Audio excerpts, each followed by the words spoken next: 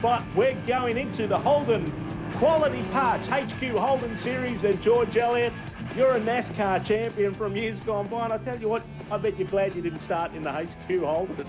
Yeah, there's always plenty of fun, but I like watching the HQs. They're a great class to watch. Good to see John Spencer there in fifth. John, a development driver for Holden. Hard to imagine that the Holden drivers still develop the HQs, isn't it? Is to develop a habit of putting your foot right to the boards and leaving it there. Holden Quality Parts supporting the series, and you know why, because it's probably their best market in the world. So, Gerald, what are you after, mate? All right, we're getting ready for race number 2 of the HQ Holdens, and the grid is starting to put the pedal to the metal. This set formula, lap 1 of 20 on the Pettis suspension scoreboard, and it is pedal to the metal, and a gaggle of HQs head off into turn 1. Gerald, always fun and excitement in the Holden HQ class, and I don't imagine tonight's going to be any different. They're all racing there pretty well wide open, you know, as I say, foot flat to the boards, leave it there, all you do is sit in the middle and steer it. Now, the interesting part here is we see Scott Walker there in the 11 car in second spot. You don't lift coming into turn number 3 and 4 here, especially after that back straight. You cannot lose ground. Well, the trouble is you lose so much momentum if you do get out of the gas there. You know, and these cars don't have the horsepower, of course, that the AC Delco Cup cars have and everything, so they need to keep that momentum up all the time. And as I say, I was joking a little bit with sitting in there and steering it, but, you know, virtually that's what you're doing. You can actually use the banking on the racetrack to pick up a little bit of speed as you're coming out of the turn. John Augusta currently leads the field, and there we've got, well, 15 or 20 of the field in the main bunch, spread out a little bit up after that. But here comes Harding down the inside in the Crown and Rose Hotel.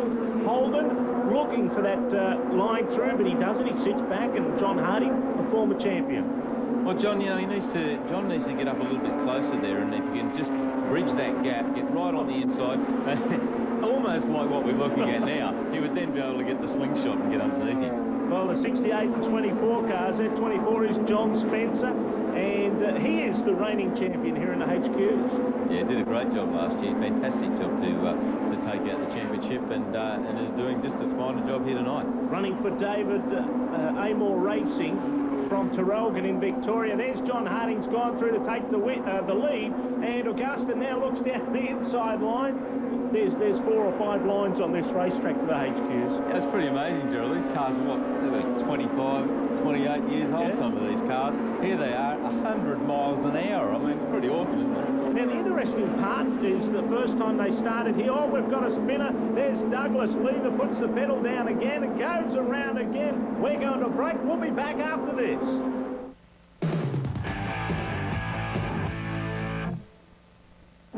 Great to have you back at the Goodyear Thunderdome. The Holden Quality Parts HQs are going around lap 4 of 20. George Elliott, we're having a bit of a laugh before the break. They say Rubbin's racing, and that's what's going on. Well, it doesn't get any tighter than this, you know. The HQs, they always turn on a great show. They're doing the same thing here tonight. Never disappointed with watching the HQ racing. Bumper to bumper to bumper to bumper to bumper. And door handle. John Augusta currently leads, and we've got Scott Walker in second and John Spencer in third on the Auto Pro scoreboard. Looking at the activity back in the pack, it is all happening here at the Goodyear Thunderdome. They are really battling along. There's Scotty Walker in the 11 Walker Transport car, and right on his tail is that 24 car of John Spencer. Now, this reminds me of the old days when you, well, I don't know about the old days, but the days when you used to go and play in the Dodgem cars, only 10-fold. Except, unfortunately, no one's standing on the back of the car steering over the top of you. That's right, yeah, trying to slow you down and tell you to get off. John Augusta out in front in that AMR LPG car, and just holds half a car length lead, and amazingly, in HQs, that's almost all you need. There he is, trying to get out of the way so that Scott Walker can't get a tow. Gerald, about half a car length's about all you're allowed to get. I don't know about all you need, but it's about all you can get. You know, these guys really take their racing seriously.